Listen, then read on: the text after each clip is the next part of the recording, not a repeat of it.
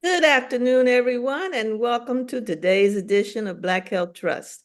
We are so happy that you chose to spend this hour with us, and we're looking forward to a very informative session on some issues that, couple of issues actually, that can affect at least part of our audience, the women in our audience. We're going to have a conversation about endometriosis. And Dr. Randall Maxey, our founder, is going to introduce our speaker of the day. Thank you, Dr. Barbara Davis-Stevens, and welcome to our special guest, Dr. Leonard Weather. But Barbara, why don't you spend just a few seconds on talking about an update on COVID? Very quick update. I just wanted to make sure our audience is aware that we are experiencing a significant uptick in COVID infection in this country. It is in high or very high range in about 44 of the 50 states. And, you know, I find it a little bit ironic. We think about COVID in the winter when it's cold, but we also need to think about it in the summer for some of the same reasons, actually. In the winter, it's cold, everybody's gathered together, close together. And so it's easy to spread. In the summer, it's been so hot, everybody's been gathering together inside to enjoy the air conditioning. And it is making it extremely easy for the COVID viruses to spread. There are 3 predominant strains right now. Not that you need to necessarily know this, but just so you know, KP.2, KP.3, and LB.1, with with KP.3 accounting for 33% of the cases in this country as of 4 days ago, according to the CDC. You all know the drill. Wash your hands, avoid crowds. If you're going to be in a crowded, tight space, wear your mask. If you are going to be getting together with family over this holiday weekend, you know, check yourself, or if anybody mentions that they're feeling bad, suggest to them that they check themselves, so that And don't be around them, right? Until they... it may be too late. But also, let me mention the obvious again. If you're going to be traveling in constricted spaces, i.e. airplanes, not that many of us travel on trains these days, or if you're going to be in a car with a bunch of people, you want to be careful this weekend. This is a prime opportunity for the virus to spread, and you want to use your common sense. With that, I'll turn it over to Dr. Maxey again. Thank you very much, Doctor. And we want to advise people they should get the vaccine, and don't hesitate to have Paxlovid taken within 5 days if you are infected. So it gives me great pleasure now to introduce our guest speaker for today, who happens to be a fellow past president of the National Medical Association. He's number 111. And Dr. Leonard Weather Jr. He is a registered pharmacist. Dr. Gibson, you should know that. He's also a physician, an MD. He's a FAPCR. He's also a gynecologist, a specialist in female medicine. He received his bachelor's degree in pharmacy from Howard University and his medical degree from Rush Medical College of Chicago, Illinois. He completed the internship at Johns Hopkins Hospital University in Baltimore, Maryland. I've got a half hour's worth of reading to go through his whole CV, but he's a ordained minister, and he really lives the way that he preaches. I took my daughter down to meet him some years ago, and he invited her to read a poem at a meeting that he was running in Texas, I believe it was, might have been Florida. It's been so long ago.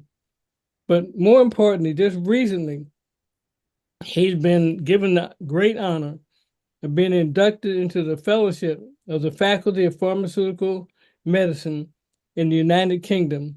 And he is going to England to the Royal College of Physicians there, where he will become a fellow. And we honor him for that. And we appreciate him for coming into his busy schedule to give us some pointers on endometriosis and pelvic pain and how to get around it and kill it.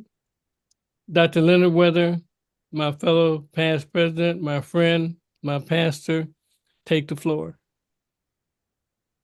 So just like to say good evening, and also to say I'm profoundly thankful to be able to share some information about endometriosis, which is a very consequential problem that affects millions of women.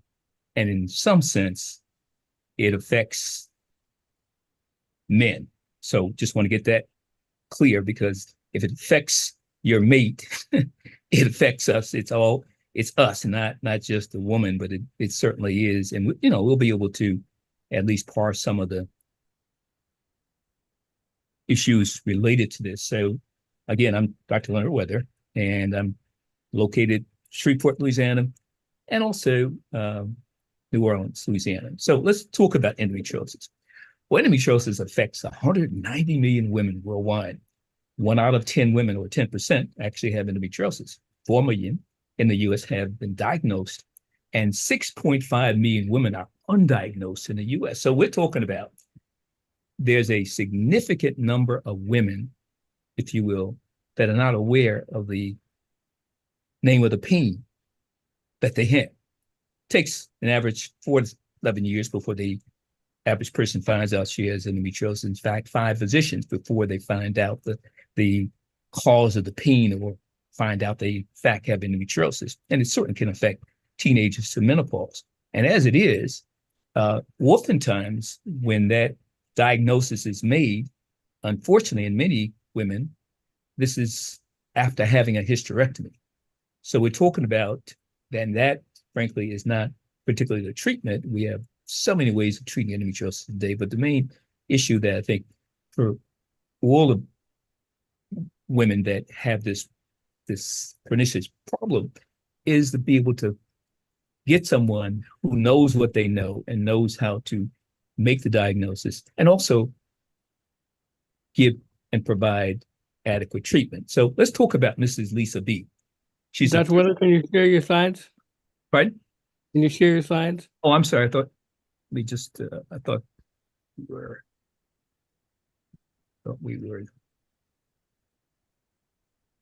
okay.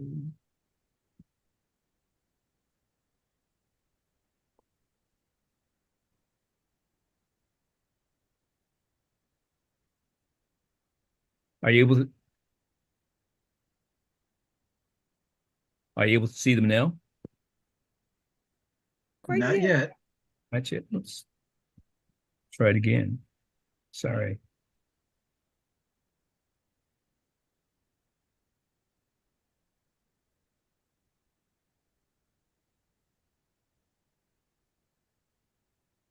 Simon, can you make sure you can share your slides? Yeah, let's go back. Having some.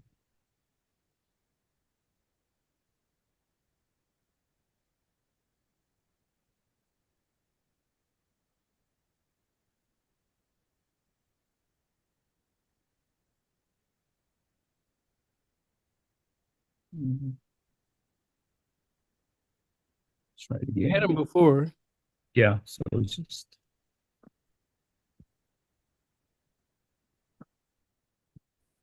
There we go. How about now? I think they're coming up now.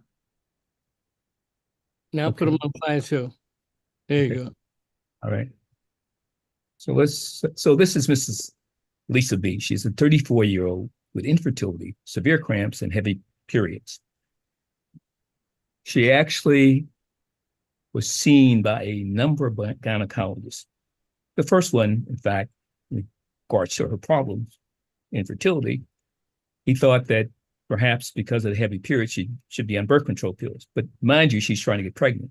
She saw another one that in fact told her it's just mild cramps and just take her time, don't worry in regards to getting pregnant. Another one, in fact, told her that she candidly need to have a hysterectomy because the pain and the bleeding problems. She had ultrasound, she had lab tests done. Those were essentially negative, slight anemia, but that's essentially it. So it turns out this story is the story of many. It turns out that we were able to evaluate her, and of course she had her history was clear for endometriosis in terms of the problems and the issues that she had. It was clinical diagnosis of endometriosis confirmed by laparoscopy, which is the gold standard, and the laparoscopy revealed stage 2 endometriosis. She received some additional medication and was able, long story short, to be able to have a child and then another child, and did well. But this is the course of so many women, and if we talk about so many women, it is significantly worse for those that are blessed with color, and it's something that we need to be mindful of. It's a disorder that is endometriosis, where the lining of the uterus actually goes to other parts of the body, and it's a widespread systemic disease. So in other words, we talk about being in the pelvis, but it can actually be in every part of the body, save for the spleen. It's been found in the bone. It's been found in the lungs. Some women actually cough up blood every month. Some have single episodes every month. So it's a systemic problem. It's chronic estrogen dependent and inflammatory disorder. That's in essence what it is. It's associated with certainly with menstrual cramps, infertility, as we talked about with Mrs. Lisa B. Additionally, angiogenesis is how it is spread, and it can be spread even in postmenopausal women. It's spread, and we'll show later on a slide in regards to how it actually spreads. This is primarily in the pelvis, but it can do it almost anywhere. So here we have in this part here, the endometrium, and of course the normal pelvis is here. And this is an example of a endometrioma or chocolate cyst.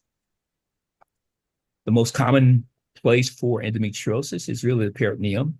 Certainly can be found ovaries, cul-de-sac, and it's found on the uterus 5% of the time. So we talk about doing a hysterectomy for endometriosis. We're taking out essentially 5% of endometriosis because frankly, it's lateral, it's on the ovary, certainly could be in the appendix, it could be even basically on the diaphragm. Pleural cavity, as we talked about here, bladder and bowel. So its suppleness is an appearance can lead to misdiagnosis. In other words, if you're not cognizant or familiar with how it looks, then that little spot that may be the size of actually a small p is endometriosis. It's not necessarily a raised little mass. It can just be a little spot. And that, if you're not familiar with it, you'll just discount that as nothing, just artifact, just whatever. But it's important that we know what it looks like, because this is how women have problems and issues that's not diagnosed. In fact, they don't see anything, so therefore she doesn't have the disease. The history, as we all know, helps to pinpoint, along with other tests, where we need to be to make the diagnosis to help the patient to do better, feel better, and what have you. So the risk factors: a mother, sister, or daughter who has endometriosis, early menstruation. So if it's before 11, then we tend to think that there's some environmental factors. In fact, 80% of women, of people less with color, actually live in areas where there's hazardous waste. And that can cause this early menstruation, because most of these are estrogenic, like dioxin, for example. So if they live near hazardous waste, paper mills, refineries, and that's what happens down south, that is southern Louisiana, from Lake Charles to New Orleans, there's 125 refineries, and it's just replete with problems related to environmental toxins, as this incredible individual some years ago talked about the environment and problems, the ecology.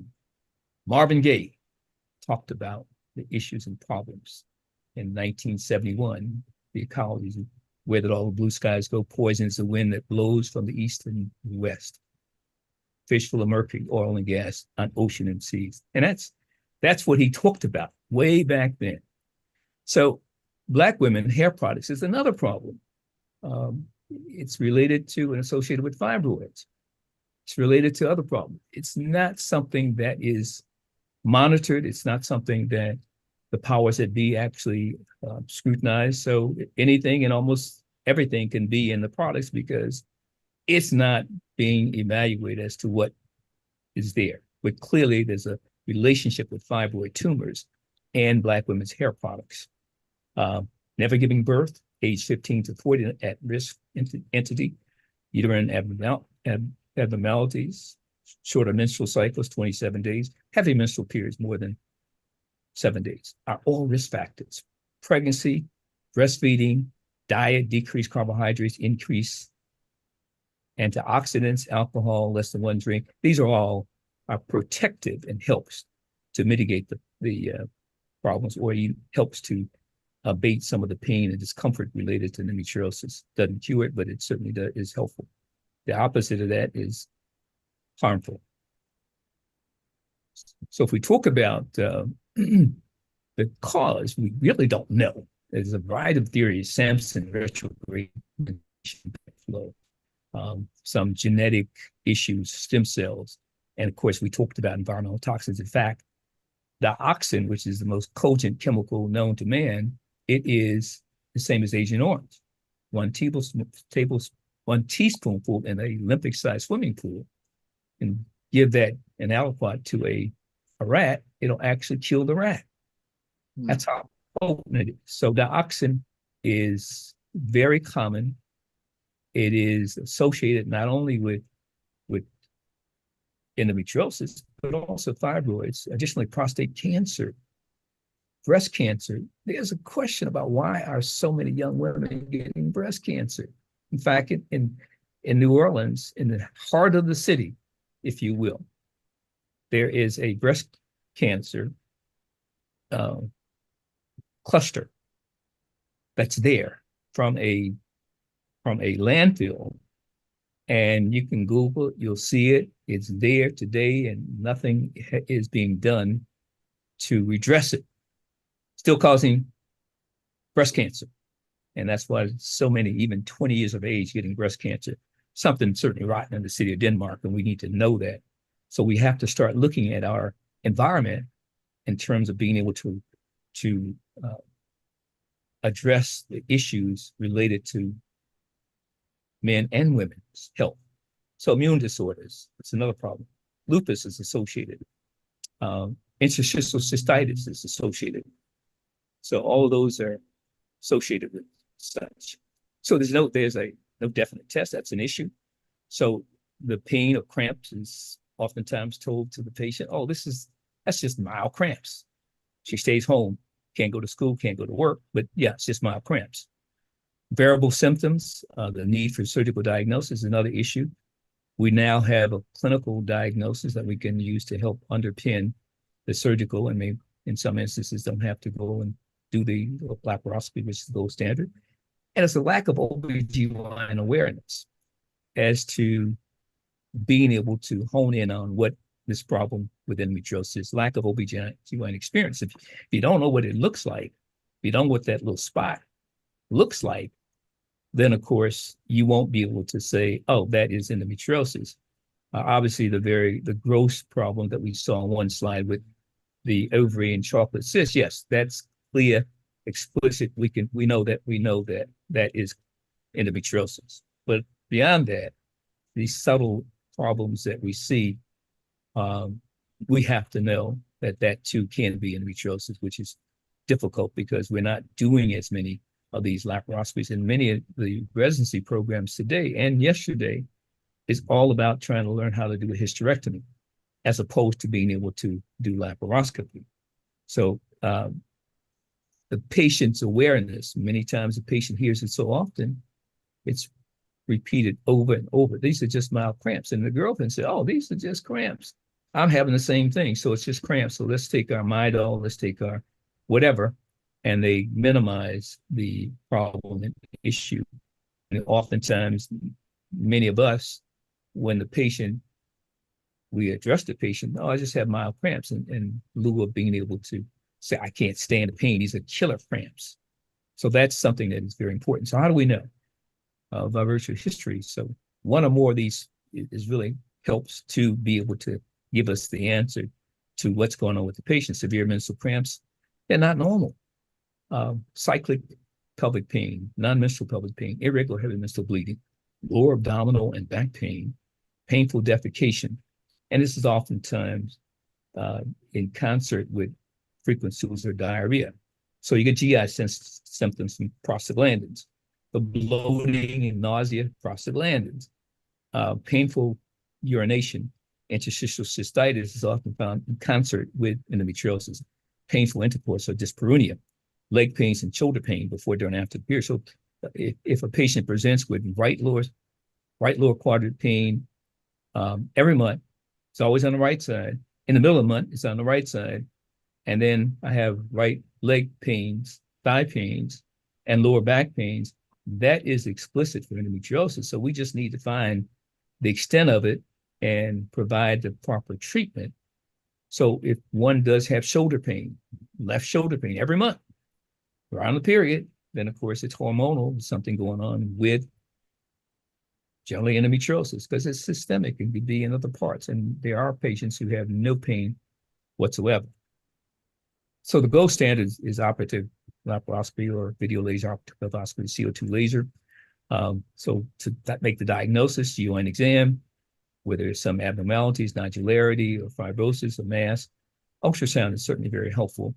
And CA-125, it's a test, it's not for cancer, it's for endometriosis. In fact, 55% of women who have a CA-125 over 35, so endometriosis affects this test, and it's about 55% will have a positive test over 55. But if it's over 200, then we worry about ovarian cancer. It can also be elevated in those patients who have fibroids. And it's fair to say you can have patients with fibroids and endometriosis at the same time.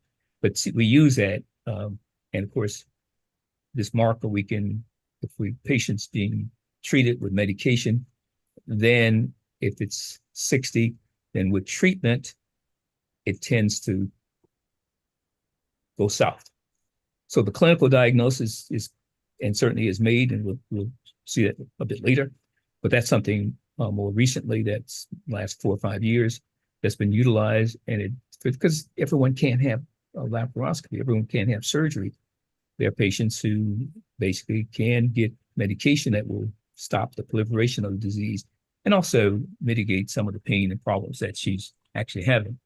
We're using AI additionally to help, particularly with imaging and others. So that's another tool that's available.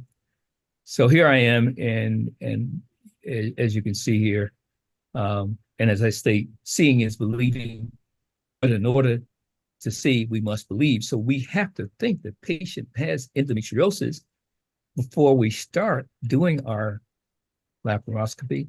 And if you think she has it, she probably has it, and she's told you she has it by asking all these questions. And you just have to spend the proper time to find it, because it's there. But if you don't believe it's there, then of course, then you won't find it because you don't believe. So we must believe, and that really helps to get us to the finish line in terms of ascertaining what's going on. This is how we stage it. Staging is important. It's universal. It allows us to at least give the amount of disease and helps to translate information related to the endometriosis to other docs throughout the world. So this is the staging entity that we use, and all patients should be staged. So if you look at this, here's the clinical diagnosis, some things, some of which I talked about, whether using ultrasound or the history. This allows us to be able to, in lieu of having to surgerize every patient, we can use this tool to be able to at least give the patient some release, treat the patient. It doesn't mean that later on the patient may want to have a procedure done, such as laparoscopy. It's also true, it's probably more important if the patient is trying to get pregnant versus the patient that wants to have her pain alleviated and to do better and feel better. So this is kind of what we can use in lieu of surgerizing the patient. And of course, just to say, this laparoscopy is in fact a outpatient. I usually make one incision. It's less than a quarter inch. And once it's completed, the patient really doesn't will be able to see because it's in the umbilicus. So the surgical therapy, frankly, targets visible lesions in the pelvis. It does not treat the systemic disease. So if someone does have problems elsewhere, that surgery in the pelvis is not going to help the problem in other parts of the body. So that's where if someone does have the lung, then certainly you can get some treatment or abatement of the disease by using medication. And in many instances, we use both. But the GnRH antagonists have been found to be a true game changer.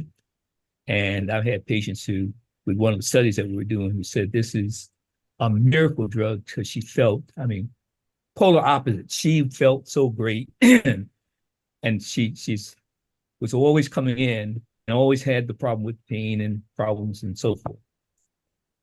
And she said, how are you doing? Great. No complaints, no problem.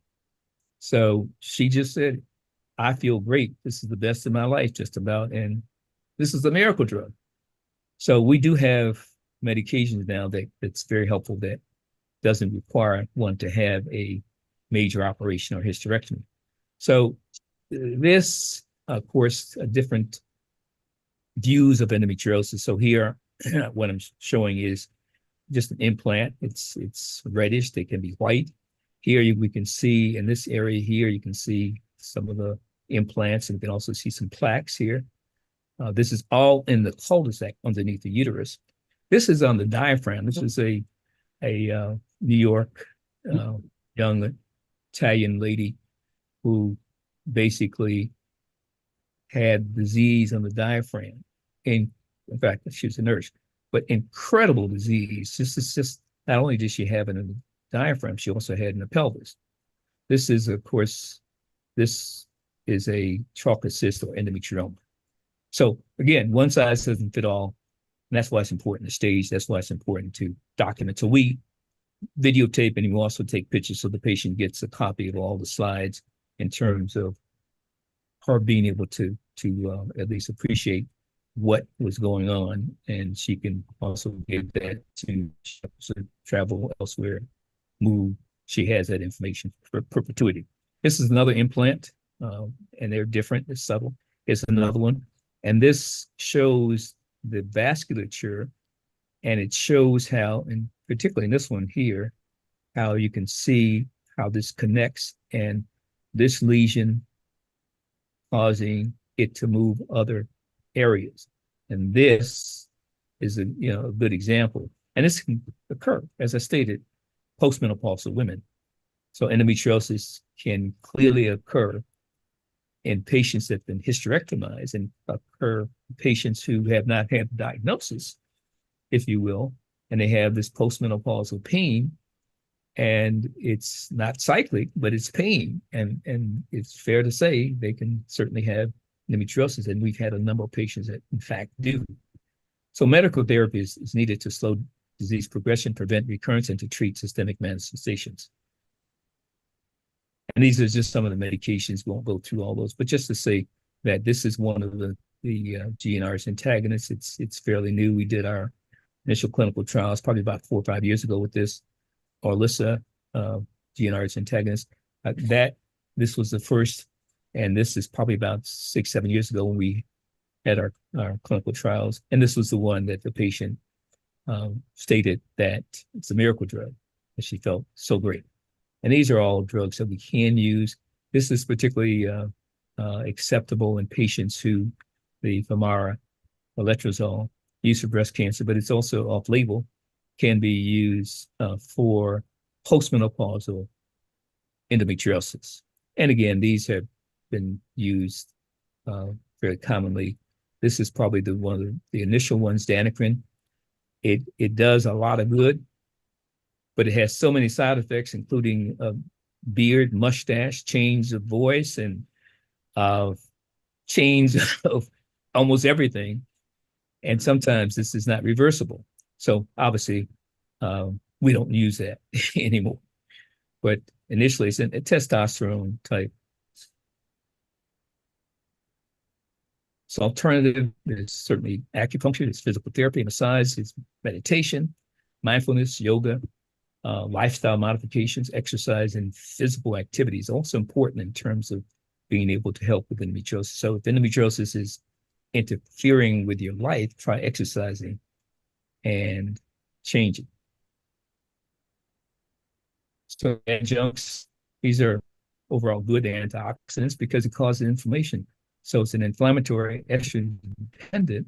So if we talk about using some of these antioxidants, cod oil, for example, mercury-free, certainly, that's something that certainly has a high amount of vitamin D, something that for those of you, I'm not sure if you're old enough, Dr. Maxey, but many of us had to take cod liver oil every day, and we did better, felt better, and what have you. It's also good. It was good for viruses, colds, and so forth, but it's also good to help with endometriosis. Garlic is certainly organic, is what should be used. Ginger, frankly, is another great one.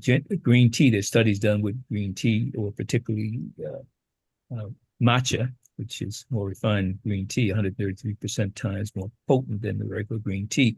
And that is something of importance. Pycnogenol or pine bark is another very cogent treatment. Long-term, helps decrease inflammation for endometriosis. Turmeric, here again, thought to be by many the anti-cancer herb, but certainly helps with pain, discomfort, systemically. Vitamin C, vitamin D, fruits and nuts, organic, and resveratrol. So make sure you take time to take care of your health, because if you don't, you'll have to take time to get well. So inflammatory agents, alcohol, fatty meats, processed food, sugary drinks, environmental toxins. Make sure you read the labels. Make sure you read the labels. And we'll say that 3 times because there's oftentimes too much sugar, too much salt, and we won't know that what's in it if we don't, and particularly the process, we won't know that unless we check the labels. So read the labels. It's imperative. So this is the last case. What I mean is the last case of hope that I ever had. This is an 18-year-old young lady with a history of severe cyclic pelvic abdominal pain, low back pain, and heavy periods. She presented to the office, and I was talking, as I talked and took the history, she was saying that this is what she had. But she also tells me, as a matter of fact, that she was hospitalized for a week. She received antibiotics. She then had surgery. And the surgery she had was a bilateral self-oophorectomy, appendectomy, D&C. And she presents with this severe pain that she had before she had this operation. And it's intuitive. This is endometriosis. That's my thought, clearly. And she's on estrogen replacement therapy. So they took her natural estrogen, gave her something worse, and she's suffering the same as she was before she had this operation. The operation was for the diagnosis PID. Young lady never really had any PID. I looked at the pathology. Everything was negative, including the appendix. So I did scope her, or laparoscopy, if you will, and she had stage 2 endometriosis. So this is an unnecessary hysterectomy. An 18-year-old Wow. child who would never have another child. So this is the last case that I hope that I ever see. But parenthetically, it's probably not the last case that's around, because it's unimaginable what goes on with some of these children. And in fact, in Mississippi, they have what's called the Mississippi appendectomy, where women put under anesthesia and they wake up without the uterus. That's today. This is what's called the Mississippi appendectomy. Wow. So what do we do? What's the solution? Well, we basically need organizations to partner with others. Form an organization, Women's Health. We need to be concerned about fibroids and endometriosis because it can occur at the same time.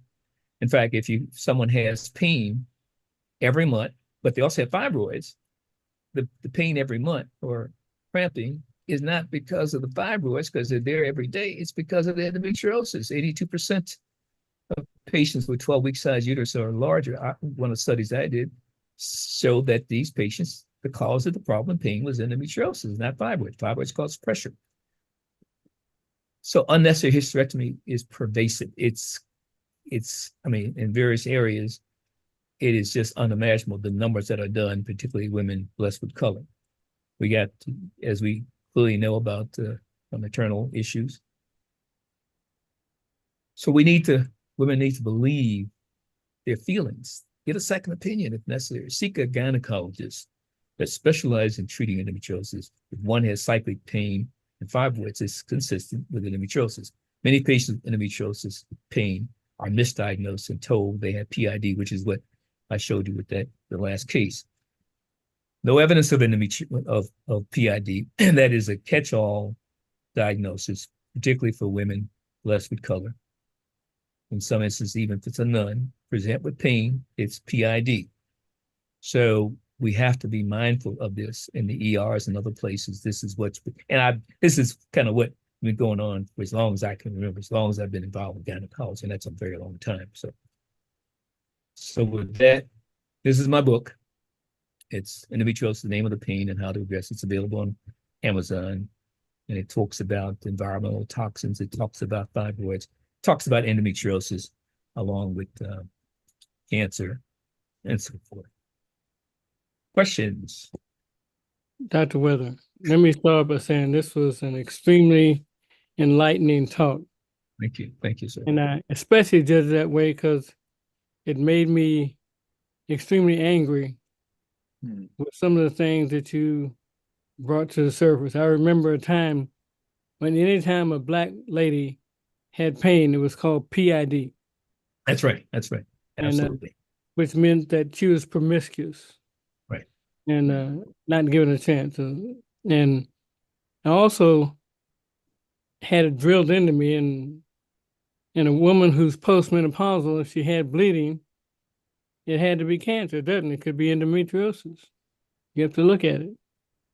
So there was so much to be appreciated about the wisdom of what you talked about and presented. And we thank you.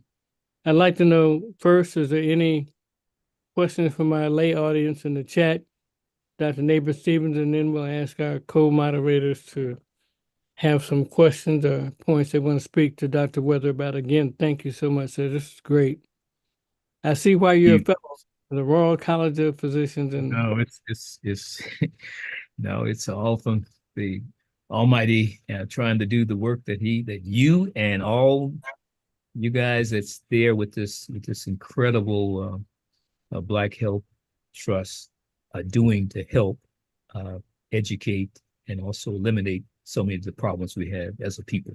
I think one of the key things that I want to say about what you said, and some people may accuse me of being prejudiced, but I think every Black woman ought to have a second opinion for any of these issues.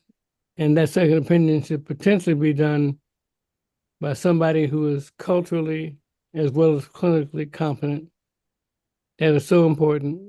with all the misdiagnoses that go around. Dr. Neighbor Stevens, Dr. Hines, Dr. Walks, would like your comments. I wanted to ask Dr.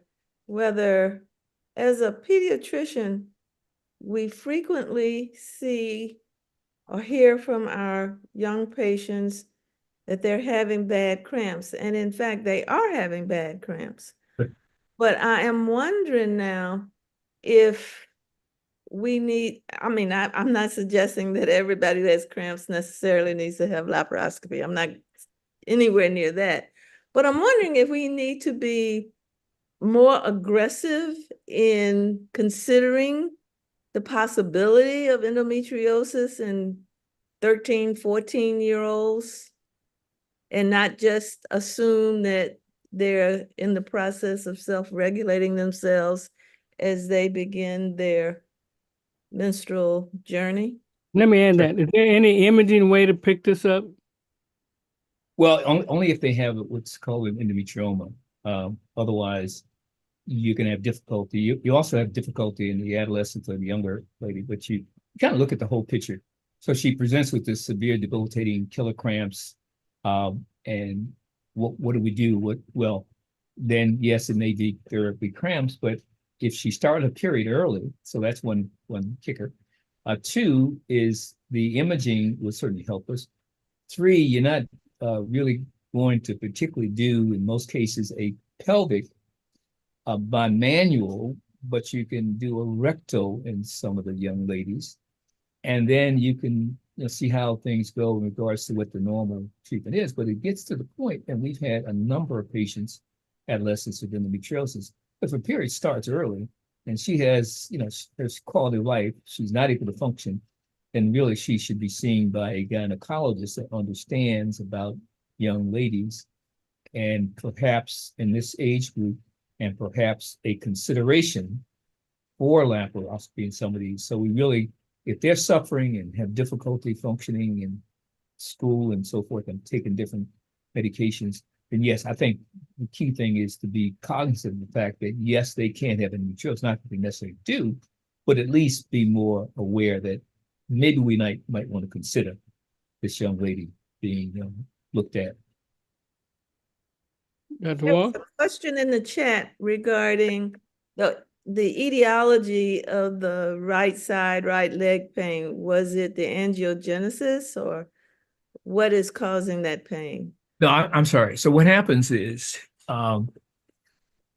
angiogenesis, that's really germane to how the disease can go from one part of the pelvis to another part of the pelvis, or from the bowel to another part of the bowel.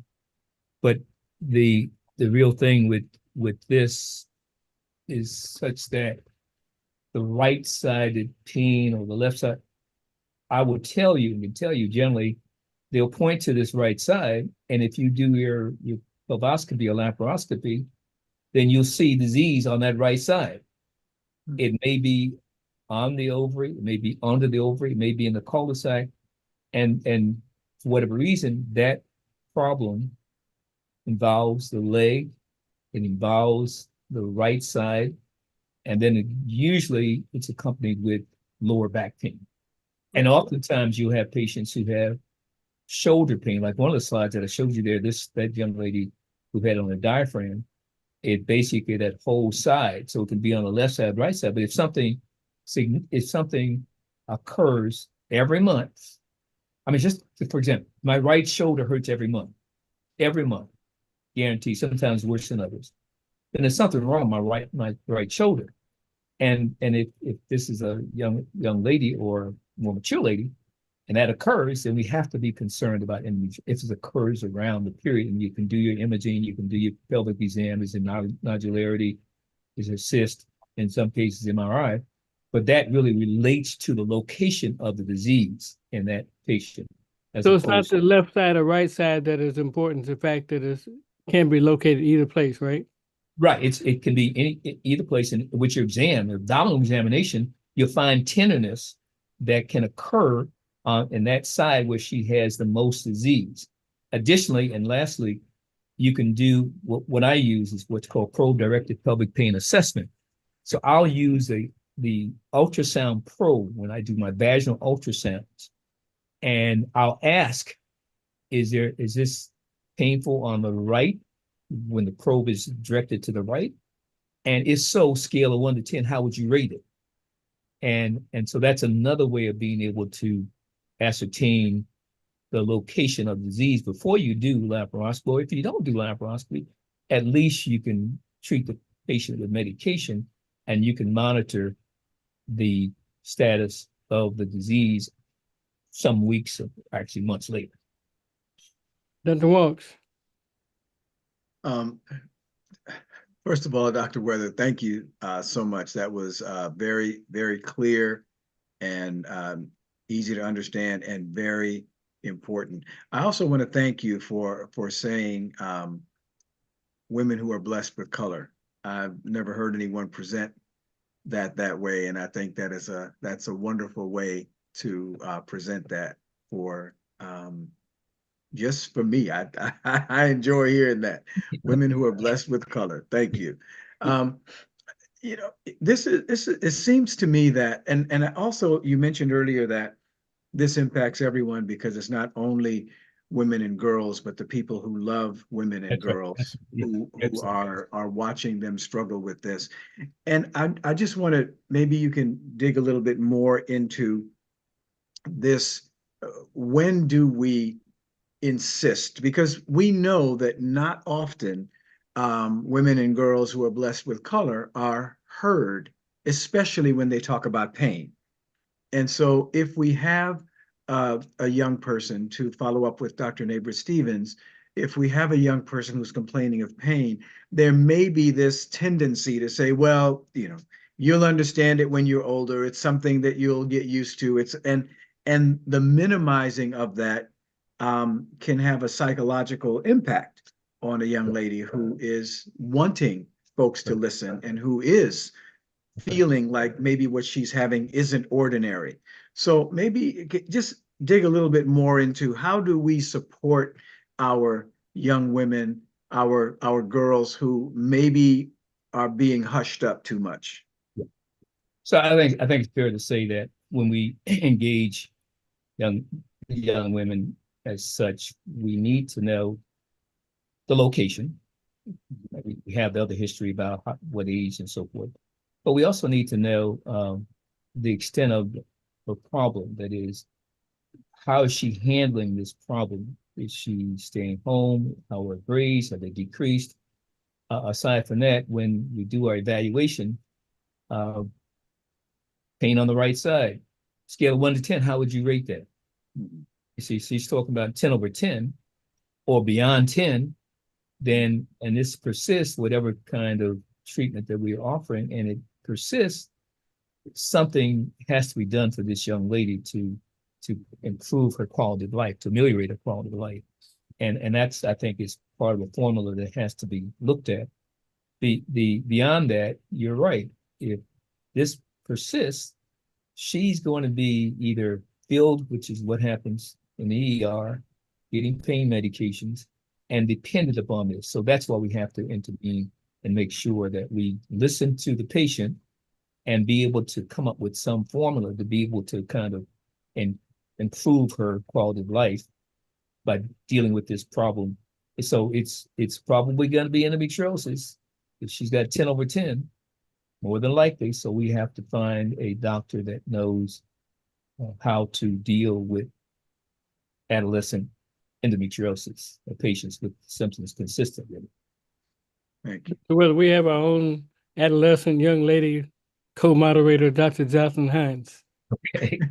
I think Dr. Jocelyn Hines may have an adolescent Right. child. I think that, yeah, I have an adolescent. Okay. I meant that in a most complimentary way. No, I Right, get it. right, I get it. Yeah, okay, lovely. and But, Doctor, but in relation to your comments about blessed with color, and I think it's fair to say that there are people that think God made a mistake. He didn't know what he's doing when he made us. And so, no, God blessed us. and so I think that's kind of how I kind of use this. I mean, everyone else is okay, but we're definitely okay. And God did in fact know what he was doing when he made us. And it's a blessing. Amen. Dr. Hines. I just want to add to what everyone else said, Dr. Weather, about the clarity in your talk. I definitely thought about, things I may have missed along the way. And you were talking about second opinions. I spent most of my time in an urban area with multiple hospital systems. And you're talking about when you're trained and indoctrinated with certain ideas and views, sometimes even seeking a second opinion. You're dealing with people who went through the same systems, right? So oftentimes, even if you didn't necessarily mean to, you think in a similar way because that's sometimes how you were trained. One of the things that was particularly interesting to me was about postmenopausal women and potentially suffering with endometriosis, and especially those who've already had a hysterectomy. That is okay. So can we just talk a little bit more about that and some concept of the frequency of that? Because again, postmenopausal women, and especially with vague pains and things that are not clearly understood, gosh, they get all around, specialties all around. So just wanted to, if you could just talk about that a little bit more. Yeah, and of course, I talk about in my book, adolescent endometriosis, treatment, diagnosis, and so forth. I also talk about postmenopausal. But in regards to postmenopausal, it's important to note, was that patient ever diagnosed? And generally, no, she wasn't diagnosed with endometriosis, but she had the pain, and then the pain persisted for whatever reason, because angiogenesis can occur in postmenopausal women. And then it can occur even greater if they're taking the estrogen replacement medications, getting exogenous estrogen. So that they typically present with this pain, sometimes subtle and sometimes it's consequential. And it's just sort of lags on. You may do an ultrasound. So if you got the one that has a hysterectomy and you have one that have never had any surgery, both of them undiagnosed can have it. So if you get this pain, particularly if it favors one side, and I think that's important to note, it's always on this one side, and you get the intensity scale of 1 to 10 and so forth. So clearly, we do what we need to do, our imaging or MRI, to try to see if there is something going on there. But basically, things like the cancer antigen, sometimes it's elevated, sometimes it's not. But I think this you really have to think about, put that in at least in the bucket in terms of saying that is a great possibility. And you do what you need to do, ultrasound, lab tests, and so forth, CA-125 and ultrasound. And they may present with just a nodule in some instances, and they may present with just severe pain and nothing else is shown, MRI. And of course, you don't always pick up endometriosis with MRI. So you really have to say, well, it's likely, and maybe she needs a scope, particularly if it's so problematic.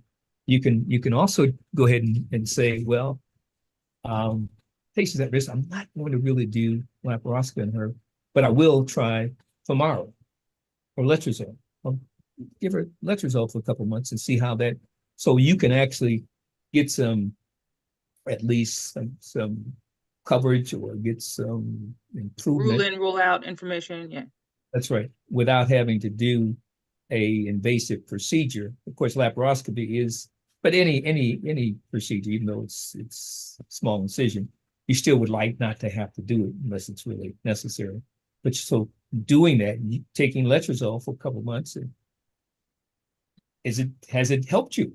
And of course, if so, no problem, no issue. Just she can take that for 6 months or what have you, or until you feel she needs to be off of it. But it's really, for the most part, not a problem in terms of some severe adverse effects or reactions and things like that. So it's well tolerated to most patients. Thank you. Thank you so much, Dr. Neighbor. We're at the top of the hour, but I want to make sure nobody has their hand up. Any questions before we go to the last comments? See no hands and I see no new comments. Dr. Weather, Yes, sir. certainly thank you for this. I think the word is the clarity of what you presented. And even though I've been around a long time, there was information that was new to me. And this was very great. So let's ask our co-moderators for their final comments, starting with Dr. Hines. But first, let's have you make final comments. I'm sorry. Dr. Weather? Oh, no, not much except to say that I am delighted, elated, blessed, and just fired up to be able to participate in something that is even, I guess you could say, more consequential than I even recognize. So this is a winner. I mean, this is like a home run. Actually, not a home run, grand slam in regards to you guys being able to have such a entity as this to be able to inform and help. So I'm just elated, and this is a blessing for sure. Thank you. Thank you. Dr. Hines? Again, just thank you, Dr. Weather, for your talk. And I just was heartbroken, actually, for some aspects of, the ways that we are not, as women, and especially women of color, just not being heard or understood. But I also, on the flip side, appreciated all the ways that you informed us that we can continue to advocate for ourselves, look for options, educate ourselves on what it looks like, so that then sometimes you have to be the person that presents it to your doctor, like, wait, hold on, I've got X, Y, and Z. So I really appreciated your presentation today. Thank you. Thank you. Dr. Wilkes? Uh, My doctor. Thank you. Thank you, Dr. Maxey. I would like to say to the Reverend Dr. Leonard Weather, got to use your entire government name. I appreciate you, brother. I really do, Pastor. I really appreciate it. I think that there is so much of an opportunity when we have people of faith able to themselves be a bridge between disciplines and be able to bring that level of clarity and credibility. It's just a wonderful thing. So on behalf of the daughters, granddaughters, and wife and mother that I have been exposed to in my life, who are women blessed with color, I just want to thank you again. Okay, thank you. All right. And Dr. Barbara David Stevens? Dr. Weather, I too want to express my admiration for the work that you've been doing. And if I were to win the lottery, I would buy as many copies of your book as I could and distribute them to all the residency programs and ERs, so that it is a reference text there, and they can't say they have any excuse for not practicing good medicine. Amen. A little anger is Thank because you. I'm getting fed up with the quality of medicine that I witness every single day. To our audience, we always make a point of saying that we are on YouTube and Facebook, but with this particular topic, I'd like to ask that you let your networks know about this particular show. I mean, all of our shows are great, but this particular show, those who were not on and those who don't normally come on, if you can share the link and so that they can get the education that all of us need to have, it would be wonderful. And I hope everyone has a great weekend, a great week and a great weekend. Thank you, Dr. Barbara David Stevens. And again, Dr. Weather, kudos to you. Thank you for being with us. And congratulations again on your award from the Royal College of Physicians in the United Kingdom. And I want you to have a safe flight and come back to us again. Sir. Yes, sir. Have a great day. Thank you, everybody. Wear your mask. Thanks, Simon. Thank Good day, you. everyone. Thank you.